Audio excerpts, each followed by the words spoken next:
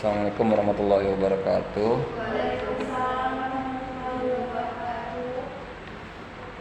Ini hari masuk lagi kita di pertemuan 11. Hari ini kita akan pemisahan kekuasaan ya. Teori pemisahan kekuasaan. Ya. Jadi sebelum 1.265 kekuasaan itu hanya satu orang aja, tidak di pembagian ya. Jadi seperti hari itu dulunya kekuasaan hanya di raja atau ratu ya, tidak ada pembagian. Jadi semuanya hanya nggak ada lah yang menjalankan kekuasaan di bawah-bawahnya itu. Jadi semua bisa bekerja, berjualan, menjalani sesuatu itu, tapi tetap semua di bawah panduan, di bawah tuntunan dari raja-raja. Ya, seperti yang pernah juga saya bilang bahwa sistem kerajaan ini juga masih ada di negara-negara Timur Tengah dan beberapa negara-negara Eropa seperti Inggris ya, yang heboh semalam waktu Ratu Inggris meninggal. Itulah yang kita ketahui bahwa kalau Inggris itu seperti saya bilang, Wales itu masih masuk kerajaan Inggris, Australia masih masuk kerajaan Inggris, Malaysia masih masuk kerajaan Inggris.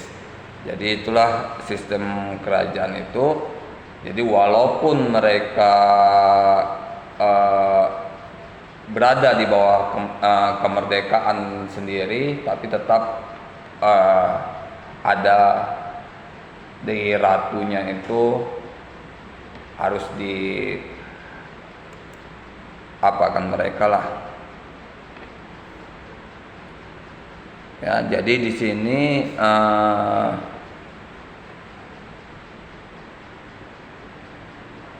seperti ini terjadi di seluruh Eropa. Kalau dulu di Eropa itu memang banyak ya, kayak Artu Spanyol juga, Spanyol Artu kerajaan Islam yang kita kenal dengan Andalusia. Ya, kalau di Spanyol dulu Andalusia, yang Andalusia turun atau jatuh itu diganti dengan kerajaan gereja. Jadi sekarang di Spanyol lebih kepada hukum-hukum gereja, aturan-aturan gereja. Kenapa terjadi perubahan ini? Karena adanya perang-perang berkepanjangan, dan sehingga pada saat perang-perang itu pun pada masa lalu ada ditarik juga pajak-pajak yang tinggi dari masyarakat guna membantu keuangan para bangsawan ya. Jadi dulu fokusnya ke kerajaan, ke keluarga bangsawan, pajak semua ke mereka, mereka lah yang menentukan segala sesuatunya. Nggak ada di bawahnya itu, nggak ada. Kalau sistem dulu tuh nggak ada itu gubernur, wali kota, semua sistem ke mereka. Jadi kalau dari sistem di Islam itu namanya khalifah. Khalifah dulu pun ada di Islam tuh ada sistem kekhalifahan. Jadi seluruh khalifah itu mengatur seluruh daerah kawasan kekuasaannya. Dia yang bertanggung jawab atas daerah-daerah tersebut. Ya, pemikiran pertama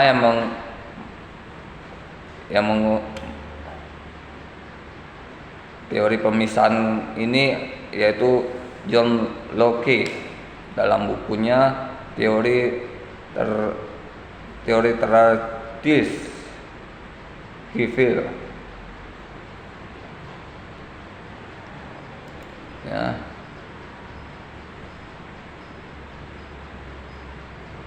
Locke pun kemudian mendasarkan bahwa legislatif merupakan lembaga yang dipilih dan disetujui oleh warga Jadi di sini bahwa legislatif itu adalah orang-orang yang dipilih oleh warga. Orang-orang yang duduk di legislatif itu adalah pilihan warga. Makanya saya selalu bilang setiap ngajar bahwa mereka yang duduk di legislatif itu karena kita memilih atau kita tidak memilih itu kita juga, ya. Dengan kita tidak memilih maka dia jadi naik. Dengan kita memilih dia jadi naik. Jadi jangan pernah jika seorang pejabat itu ditahan atau tergantung kasus, orang kita nggak milih dia. Jangan, karena ya dengan kita tidak memilih orang lain dia naik, ya kan? Kalau kita memilih, dengan kita memilih dia naik. Kalau kita tidak memilih, ya kenapa nggak kita pilih yang calon lainnya? Kalau calon lainnya yang dipilih kan calon lainnya yang naik. Jadi jangan pernah ada pikiran untuk seperti itu ya. Jadi pikiran positif aja yang kita bilang aja. Gak ada kita nyalahkan ke sana kemari, ya. Jadi kekuasaan legislatif tidak perlu dilaksanakan dalam sebuah lembaga yang permanen, ya. Jadi kekuasaan legislatif itu bukan kekuasaan permanen. Jadi kalau di seperti kita ini 5 tahun sekali ganti. Kalau di Amerika 4 tahun sekali ganti. Itu sesuai dengan perkembangan masyarakat pada saat itu, ya, bukan lagi kebutuhan dari organisasi atau kelompok tertentu. Jadi dia adanya 4 tahun sekali karena adanya perkembangan. Makanya kalau di negara-negara modern lebih banyak itu anggota-anggota legislatif itu orang-orang muda. Kalau orang-orang muda itu dia lebih mewakili dari kepentingan masyarakat, tidak lagi kepentingan kelompok. Ya, kalau yang senior, saya tidak bilang senior juga salah, tetap ada tetap baik juga. Cuman kalau yang lebih muda ini kan lebih dia masuk ke kelompok masyarakat, dia nggak ada lagi batasan. Kalau yang udah senior yang udah tua untuk masuk ke kelompok muda pasti nanti bingung ingin membangun suasana gimana, ya kan? Kalau yang muda masuk ke yang kelompok bapak-bapak enak sebagai pendengar pertama, ya kan? Dia tidak langsung ngomong, dia hanya sebagai pendengar 1 hari, 2 hari, 3 hari hanya sebagai pendengar. Nanti pada saat kita diminta bicara ya kita bicara. Jadi nggak langsung aja kita, ya kan? Kita harus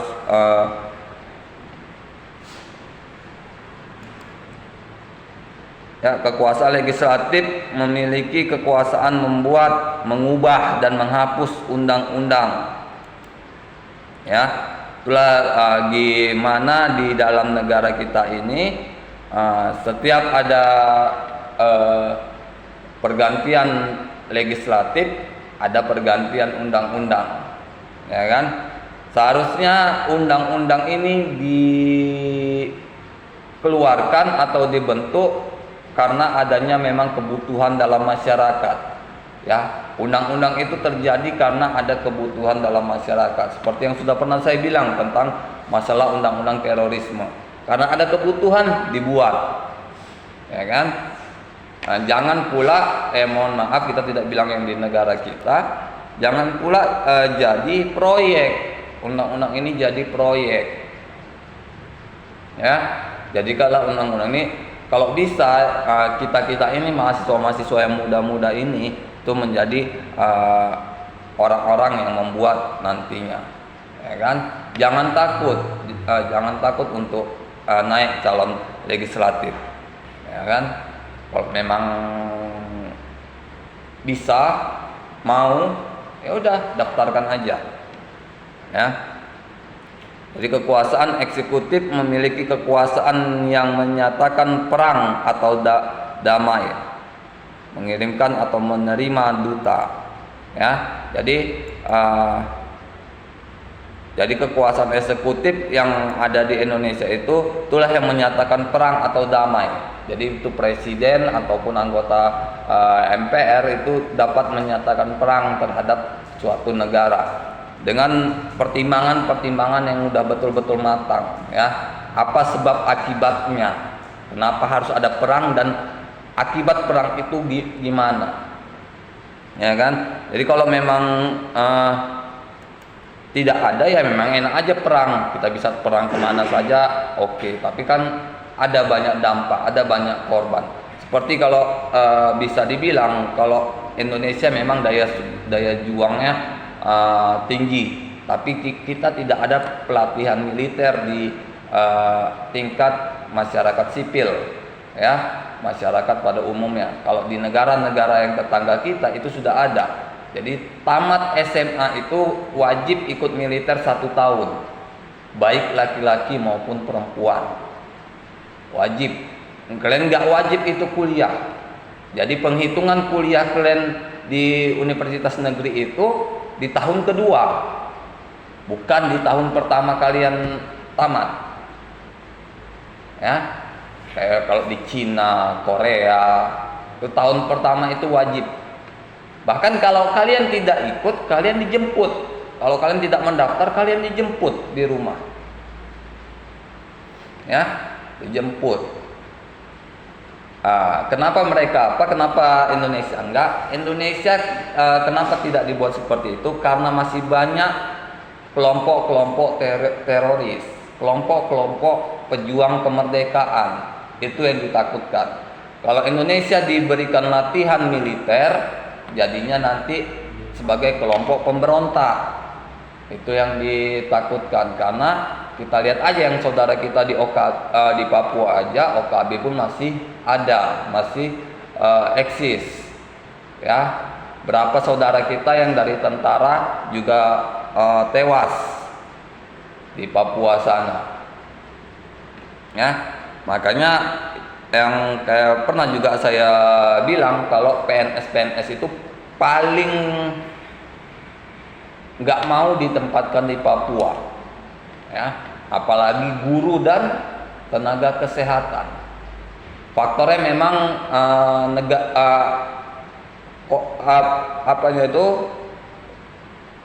masih ada OKB, ya. OKB itu tidak mengenal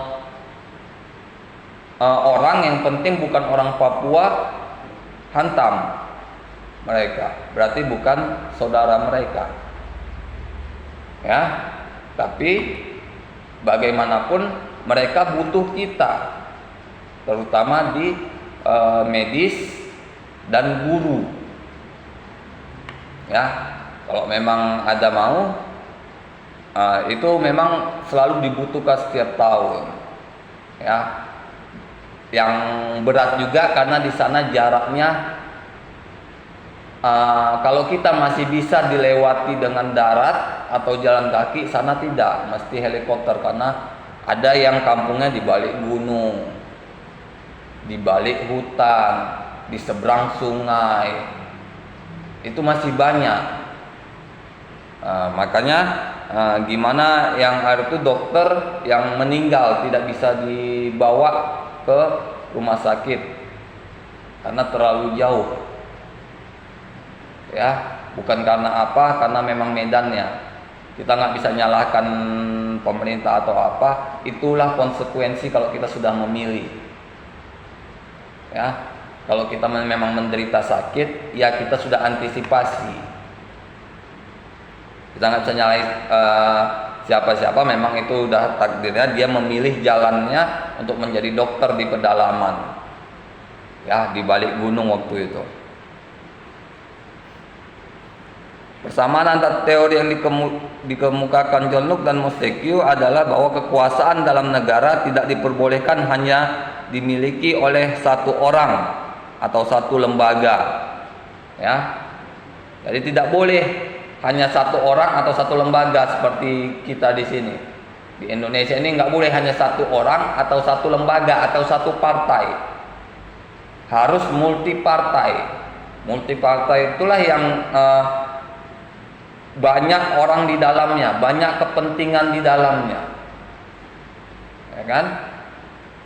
Jadi kalau memang satu partai yang megang, biasanya jarang yang naik, ya.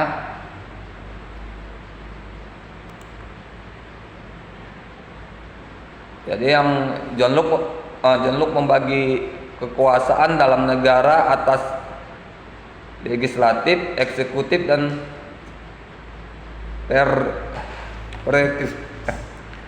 legislatif dan eksekutif. Ya, legislatif itu kekuasaan tertinggi dalam sebuah negara. Itulah kalau di negara kita itu MPR dan presiden. Ya, itu kekuasaan tertinggi yang membuat keputusan dalam negeri, luar negeri, ya. Eksekutif itu yang meliputi kekuasaan yudisial. Ya, kekuasaan yudisial itu kekuasaan yang mengenai kehakiman yang ada di kita ini, segala bentuk peradilan. Ya. Jadi segala bentuk peradilan dalam satu waktu, dalam satu lembaga yang ada di Indonesia, ya, komisi-komisi yang ada, yang melalui kalau dulu tugas saya waktu kuliah itu siapa ketua-ketua yang ada di Kota Medan ini, ya. Jadi kalau sekarang udah enak kalian cari dari internet. Kalau dulu nggak ada, ya. Kalau dulu kalian cari di internet ada lembaganya, tapi nggak ada namanya. Ya, jadi mesti keliling.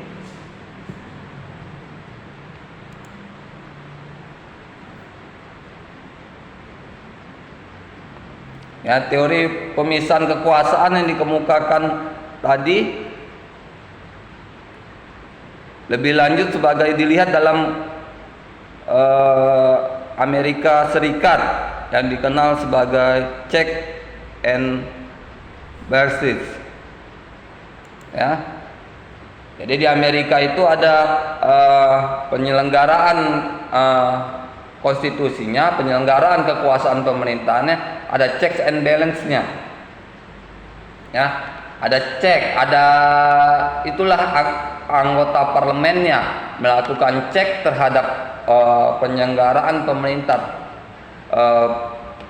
cek terhadap semua keputusan-keputusan dalam dan luar negeri, ya. Makanya kalau ada keputusan-keputusan luar negeri yang menyimpang, biasanya presiden yang bertanggung jawab, ya. Perdana Menteri dan Parlemen akan bertanya kepada Presiden apa yang terjadi, mengapa bisa terjadi seperti ini. Nah, jadi kalau konstitusi setiap negara ini itu selalu punya kekhasan masing-masing, ya kan? Kalau yang di kita misalnya Presiden selama tidak melakukan tindak pidana, ya, selama tidak melanggar peraturan yang berat, ya tetap sebagai presiden, kan? Presiden baru bisa diusik ketika dia sudah turun, ya. Kecuali memang mohon maaf jika ada presidennya melakukan tindak pidana, kejahatan negara, itu bisa diturunkan oleh Mahkamah Agung.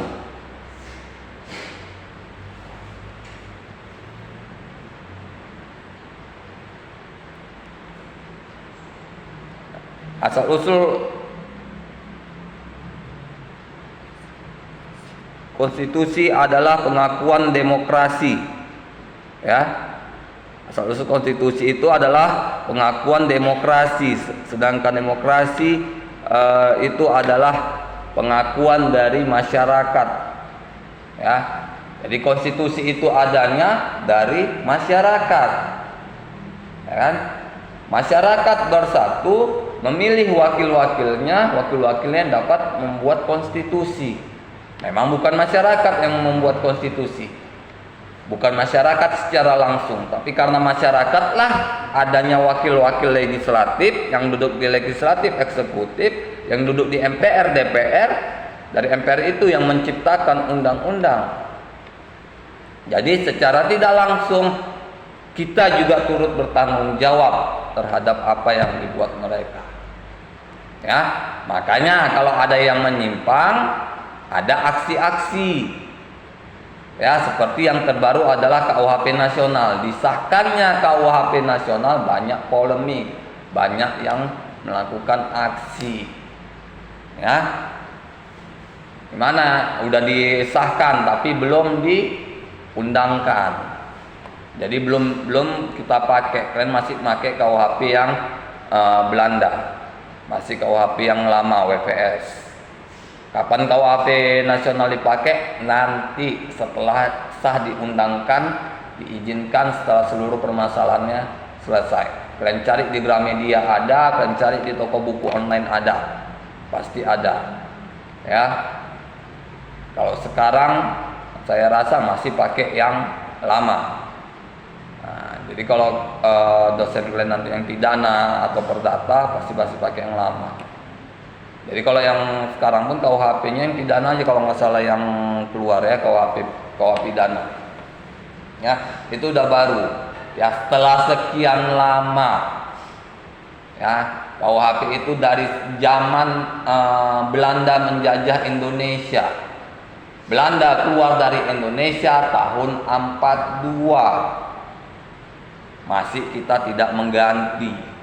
Sekaranglah saatnya mengganti yang juga ternyata banyak masalah. Saya nggak bisa bahasnya. Saya banyak dengar dari YouTube pengacara di mana masalahnya seperti Hotman Paris atau segala macam. Ya kita lihat aja dari YouTube mereka di mana masalahnya, kita baca apakah sesuai atau tidak. Ya, jadi KUHP nasional pun sudah bisa kalian download dari internet. Itu untuk sementara. Ya. Rancangan KUHP pun kalau dari 2006 itu sudah ada. Ya. Kalau rancangan KUHP nasional itu dari 2006 sudah ada. KUHP nasional saya rasa pun sudah ada saat sekarang ini setelah disahkan semalam. Ya, cuman nanti gimana perubahannya ya ikuti aja. Kalau untuk beli saya rasa di toko buku itu belum ada. Ya. Karena kalau yang dijual di toko buku pasti yang sudah selesai, nggak ada permasalahan lagi, sudah diundangkan, sudah disebarkan oleh negara. Ya. Jadi konstitusi itu pastinya prinsip pemisahan kekuasaan. Ada prinsip pemisahan kekuasaan di konstitusi itu. Ya. Kalau yang namanya konstitusi pasti ada prinsip pemisahan kekuasaan. Ya, inilah yang tadi di atas bahwa adanya check and balance. Ya, kalau nggak ada pemeriksaan kekuasaan, nggak ada laporan. Ya kan? Kalau semua kekuasaan satu sama raja atau presiden, nggak ada laporan, nggak ada perbandingan, nggak mungkin, nggak akan ada dewan-dewan pertimbangan, dewan-dewan pemeriksaan keuangan, itu nggak akan ada, nggak akan diperlukan itu, ya kan?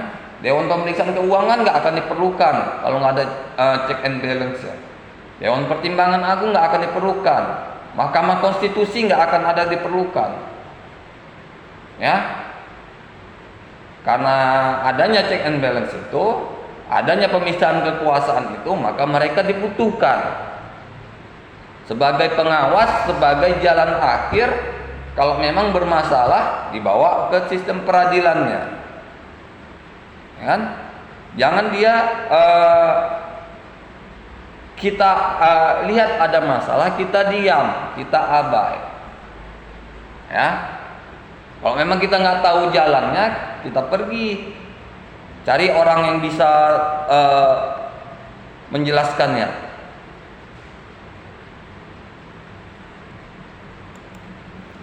Ya. Jadi teori pemisahan kekuasaan berada dalam pembahasan kajian mengenai pemisahan kekuasaan. Ya, ini banyak kali bahasa asingnya. Kalau di Amerika masalah pemisahan kekuasaan dikaitkan dengan bagaimana lembaga legislatif, eksekutif, dan independensi negara bagian sehubungan dengan pemerintahan pusat. Ya, bagaimana ini kedudukan mereka tentang kekuasaan pusat. Kalau di Amerika itu kan ada negara-negara bagian. Ya, kalau di kita itu provinsi, Sumatera Utara, Sumatera Barat, Bali, segala macam itu provinsi. Kalau mereka negara bagian, itu Texas, Kansas, itu negara bagian. Ya, jadi gimana ini hubungannya dengan pemerintah pusat, dengan Presiden Amerika? Bagaimana laporannya ke Presiden Amerika dengan check and balance-nya? Ya. Bahkan ada itu saya lupa ya, negara bagian mana, Kansas atau apa, yang dinyatakan bangkrut. Gimana dengan negara yang dinyatakan bangkrut ini? Gimana dengan penduduknya? Ya. Dengan pemerintahannya, dengan wilayahnya. Kan ini harus ada, karena masih ada masyarakat di sana. Nggak mungkin tiba-tiba jadi wilayahnya mati, ya nggak ada kehidupan. Jadinya jadi hutan lah kalau memang mati, udah nggak ada lagi kehidupan di situ, dijadikan hutan. Jadi harus ada tindakan dari Amerikanya gimana menyelesaikan ini. Negara bagian ini misalnya negara bagian ini diambil alih oleh Amerika untuk diawasi selama beberapa tahun ke depan sampai stabil lagi, misal, ya kan? Sama kayak di negara kita, di Indonesia, jika ada provinsi yang bangkrut itu dalam arti banyaknya hutang, tidak stabil dengan pendapatan wilayahnya, ya. Maka gimana presiden dalam menyelesaikan masalah wilayah ini? Ya kan? Kan nggak mungkin wilayahnya bangkrut jadi nggak ada wilayah, jadi hutan lagi, hutan rimbun. Gimana dengan rumah-rumah, sekolah, kampus, rumah sakit segala macam yang ada di situ? Makanya harus ada perhatian dari pemerintahan pusat, ya. Ya, pemisahan kekuasaan Amerika merupakan reaksi terhadap sistem pemerintahan kerajaan Inggris. Reaksi terhadap sistem pemerintahan di kerajaan Inggris. Ya. Jadi gimana di Amerika itu merupakan reaksi dari pemisahan kerajaan di Inggris. Kalau Inggris kan sistemnya kerajaan. Jadi Amerika ini ingin menguasai jadi wilayah-wilayahnya, karena banyak juga wilayah-wilayah negara yang di bawah Amerika. Bagaimana seperti Inggris tapi tidak sistem kerajaan. Makanya dibuat sistem presiden parlementer. Dalamnya ada presiden, ada parlementer, ada perdana menterinya. Ya, dia juga dalam negara-negara ini ada dia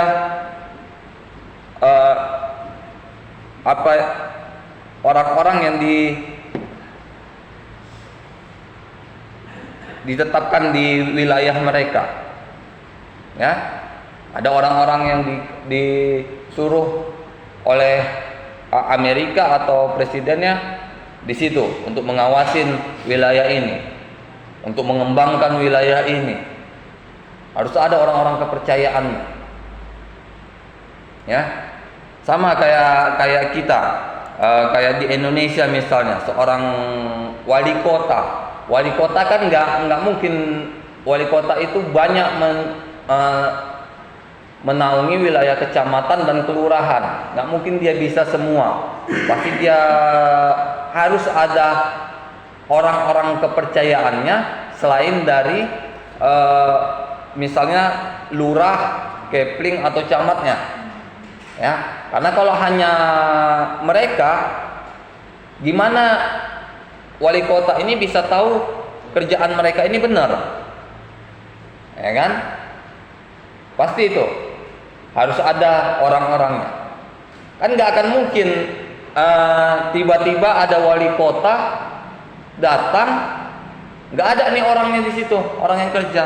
Nah, seperti yang banyak nih di video-video pendek itu kan, tiba-tiba wali kota datang, yang kerja nggak ada, kosong. Kok pas sekali, ya kan, macam sinetron kalau bisa dibilang. Berarti kan sudah ada pemantauan terlebih dahulu.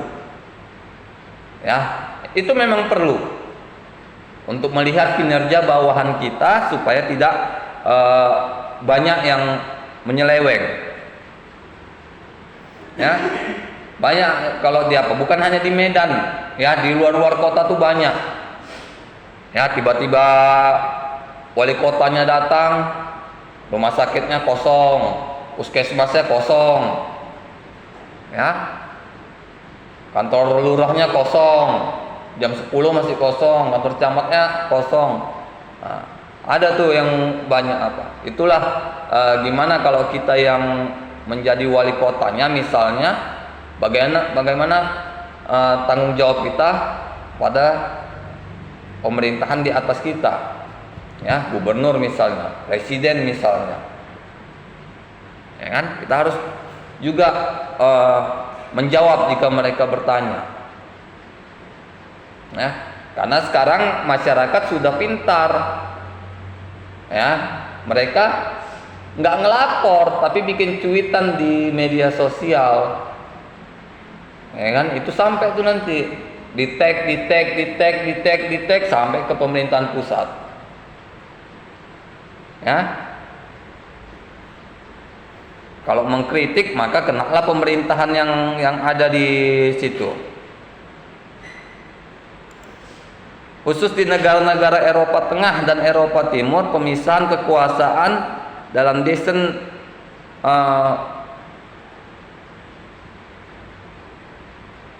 mereka menggambarkan sesuatu bahwa seperti negara Spanyol misalnya, pasca telah berhasil menyusun skema pemisahan kekuasaan dengan meniru model Jerman. Jadi kalau Spanyol itu pemisahan kekuasaannya banyak seperti di Jerman, ya. Jadi kalau banyaknya negara-negara pemisahan kekuasaan dari beberapa negara biasanya banyak mengikuti dari negara yang menjajahnya, ya. Bagaimana sistem pemerintahannya, bagaimana hukumnya, bagaimana apa segala macamnya, itu dari bagaimana negara yang menjajahnya dulu. Makanya Timur Leste itu dulunya tidak pernah dijajah Belanda, mereka dijajah Portugis. Makanya alasan mereka minta merdeka dulu, kalau saya nggak salah ya, mereka karena tidak satu jiwa dengan Indonesia. Karena mohon maaf kalau salah nanti kita perbaiki. Kalau Indonesia 17 Agustus 45 itu merdeka, mereka belum. Mereka masih perang dengan Portugis. Mereka kalau nggak salah 21 Juli 1949. Ya, masih 4 tahun lagi mereka. Jadi saat mohon maaf kalau salah, Soekarno 17 Agustus mengumumkan kemerdekaan, mereka merasa, ya kok sana udah merdeka, katanya kami Indonesia, kenapa kami belum? Makanya mereka minta pisah. Ya, tapi gimana sejarah itu ya orang-orang sejarah yang pastinya lebih tahu. Ya, kita hanya orang hukum.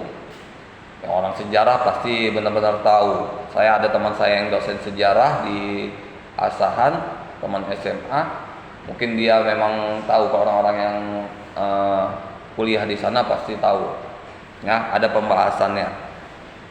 Ya, kalau kita hanya ya ujung-ujungnya aja, makanya saya selalu minta maaf kalau ada kesalahan, nanti kita revisi yang benarnya seperti apa.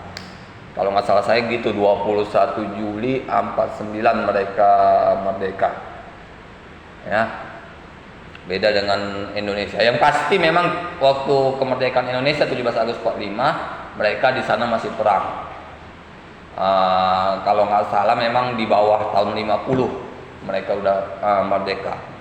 Itu bedanya, makanya sekarang mereka berdiri sendiri. Yang memang mereka menuntut kemerdekaannya didukung oleh Australia, gimana Australia juga sangat mendukung untuk pemisahannya, dan didukung juga oleh Amerika.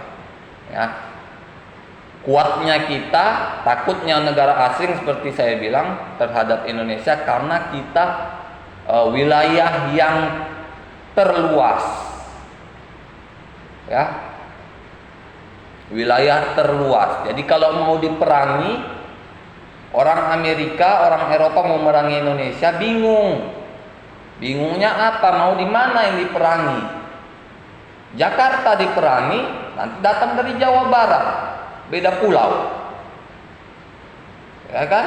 Misalnya datang dari Sulawesi, Jawa diperangi, maaf bukan Jawa Barat, Jawa diperangi, Jakarta dan sekitarnya semualah tuh Jawa tuh, datang dari Sulawesi bantuan, datang dari Bali, datang dari Sumatera.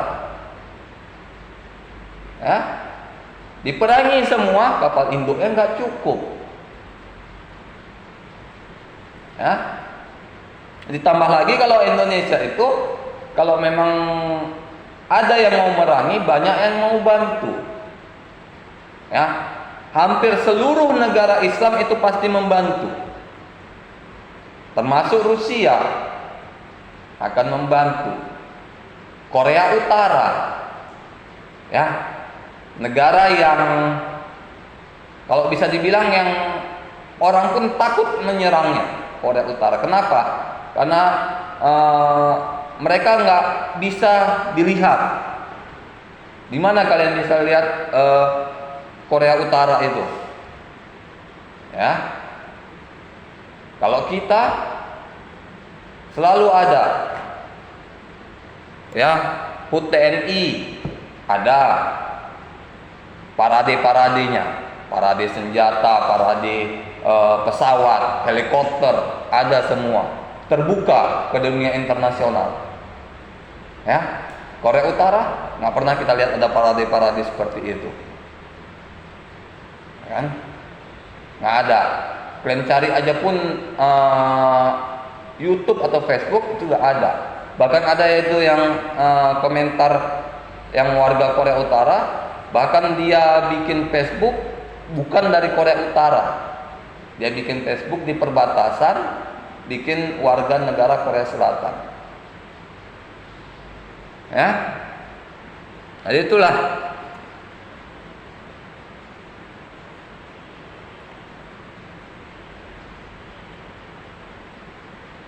Ya, jadi kalau di Indonesia ini bagaimana partai politik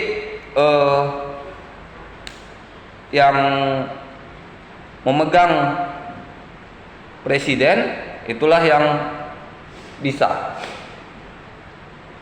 Ya, seperti yang saya bilang minggu lalu, bahwa presiden dengan partai-partai itu harus sejalan. Ya, jadi kalau terjadi presiden dengan legislatifnya atau anggota-anggota DPR-nya, anggota DPR ternyata oposisi, maka akan susah. Ya kan? Bagaimana kebijakan, program-program banyak yang mungkin dibatalkan. Ya. Apa semuanya harus pendukung pemerintah? Enggak juga, karena kita demokrasi. Demokrasi itu harus ada oposisi, ya, baru itu namanya negaranya sehat. Kalau nggak ada oposisi, negaranya berarti bermasalah. Sama misalnya kayak kita lihat Korea Utara, nggak ada, mana ada sana oposisi, ya. Pemilu pun sana cuma satu foto aja, setuju atau tidak, itu aja, ya, setuju atau tidak. Indonesia pernah tuh pemilihan wali kota apa gubernur, tadi mana tuh ya, saya lupa, yang calonnya cuma satu, setuju atau tidak. Ada calon satu, satunya kotak kosong. Ternyata yang banyak milih kotak kosong, ya kan? Berarti banyak yang ketidakpercayaan. Jadi bagaimana legislatif itu harus sejalan dengan presiden, supaya banyak program-program yang dapat berjalan. Kalau tidak seperti itu, ya, banyak yang miss, banyak yang loss.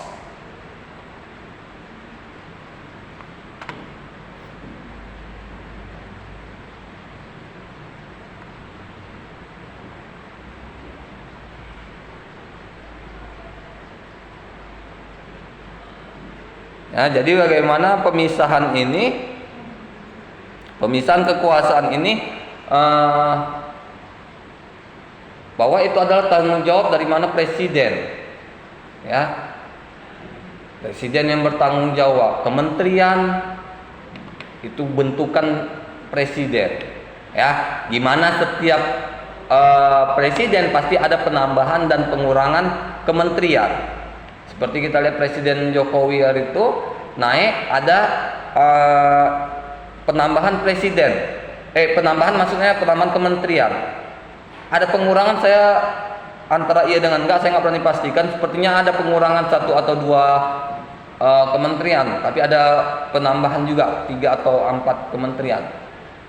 Ya, jadi gimana seorang presiden itu duduk dalam menjalankan jabatannya juga harus sesuai dengan program apa yang ada di kepalanya, ya. Jadi dia pasti sudah ada program di kepalanya, dia sudah bisa bayangkan kementerian apa yang dibutuhkan, kan? Kementerian apa yang dibutuhkan, nggak bisa kita pakai yang sudah ada, ya. Ya, jadi yang sudah ada itu ditukar, nggak dibubarkan juga, karena di situ banyak orang yang kerja. Di kementerian itu banyak orang yang kerja, ya, ya, PNS-nya gimana, ya kan, nggak mungkin tiba-tiba dibongkar, orang tuh dipindahkan entah kemana, ke wilayah mana. Itulah harus disesuaikan. Sama kayak kalau misalnya gubernur atau wali kota naik, ya, dia harus tentukan dinas-dinas mana yang bisa mendukung kinerja dia, ya kan? Apa yang genting di wilayah dia, apa yang perlu perhatian khusus, misalnya pendidikan, maka dipanggillah dinas pendidikan. Bisa nggak jalankan program-program ini? Nggak bisa, ganti. Yang nyusun program pasti wali kotanya. Dari bagian dinas pendidikan dipanggil, ini program-program saya, bisa nggak? Kalau nggak bisa, cari yang bisa. Orang kesehatan dipanggil, ini program-program saya untuk masyarakat Kota Medan misalnya, harus ada. Jadi kalau kalian pun mau jadi anggota legislatif atau apa, harus sudah ada program, ya, harus sudah punya program. Kalau misalnya dilantik, mau apa yang kita lakukan? Kita misalnya sarjana hukum, jatuhnya kemana? Ke bagian legislatifnya. Di bagian legislatif apa yang mau kita lakukan? Sama kalau kalian misalnya kerja, kalian daftar di bank, kalian pasti jatuhin bukan ke CS atau ke teller. Tahun pertama oke lah kalian jatuh ke CS atau teller. Setelah kalian jadi pegawai tetap, kalian akan jatuh ke bagian legislatifnya. Karena kalian orang hukum, nggak ke bagian keuangan. Kalian boleh tes. Karena kawan-kawan saya yang lulusan hukum masuk ke bank, bagian legislatifnya, bagian pembuat perencanaan, penanggung jawabnya semua di situ. Tahun pertama memang mungkin dia duduk di teller, ya, di teller dulu setahun 2 tahun, ya, udah jadi pegawai tetap kalian, kalian masuk ke kantor, ke belakang kalian di kantor, kalian tak dapat lagi di depan. Itulah disesuaikan dengan apa? Dengan pendidikan kita. Ya, kalian ngambil PNS di mana aja boleh. Di Bulog kalian ambil boleh, di perpustakaan kalian ambil boleh. Tahun pertama, tahun kedua kalian umum. Ya. Setelah kalian PNS, dapat sertifikat PNS kalian, dapat SK PNS kalian, baru kalian ditaruh ke bagian kalian, bagian legalnya, ya. Nah, bagian gimana suatu kekuasaan itu dijalankan bukan oleh orang-orang yang bisa, harus orang-orang yang bisa. Misalnya orang mohon maaf tentang olahraga, maka kasih kepada orang yang ngerti olahraga, ya. Nah, misalnya menanganin olahraga, gimana olahraga kita banyak penurunan misalnya, kan? Maka kasih orang yang betul-betul paham dengan olahraga. Lihat apa? Pertama minimal dia suka olahraga, ya. Dengan dia suka olahraga, walaupun hanya satu olahraga, misalnya fitness, pasti dia banyak teman-teman olahraga lain. Dia bisa mendapat pengetahuan, masukan dari kawan-kawan yang lain, dari bidang-bidang yang lain, ya. Kalau kalian diletakkan bukan di tempat kalian, kalian pun nanti akan bingung, ya. Misalnya kalian tamatan ini sarjana hukum, kalian masuk ke bank, kalian dijadikan kepala keuangan, bingung kalian bikin laporan kayak mana, karena kalian nggak pernah diajar di laporan keuangan. Anak akuntansi dan manajemen ada, ya, mereka punya laporan keuangan, mata kuliah mereka ada, kalian nggak ada. Di mana kalian menggunakan komputer untuk membuatnya, ya? Makanya harus yang kalian bisa. Kalau kalian dikasih kerjaan yang kalian nggak bisa, tanya, apa benar Pak saya ditempatkan di sini? Saya sarjana hukum Pak. Mungkin enggak, ya. Lain hal kalau kalian daftarnya dosen, ya, karena dosen kalian bisa ditaruh di mana aja. Kalian dosen hukum seperti kawan saya, dia lulus Sekolah Tinggi Agama Islam Negeri di Aceh, dia diletakkan di mana? Di Fakultas Ekonomi. Bisa, karena pastinya kalau Fakultas Ekonomi bisa menerimanya, pasti ada mata kuliah untuk dia, ada kerjaan untuk dia, ya. Minimal 1 semester misalnya 3 mata kuliah, atau bisa 5 mata kuliah, pasti bisa diadakan, ya. Itulah kalau dalam pengertian di sini bahwa kerjaan itu harus sesuai dengan apa yang kita bisa, ya. Lain hal kalau misalnya, lain hal kalau kalian ini hukum, sarjana hukum, tapi kalian udah ada hak cipta lainnya. Hak cipta kalian udah banyak tentang komputer misalnya. Pasti kalian diundang untuk jadi pembicara di universitas tentang komputer, bukan tentang hukum.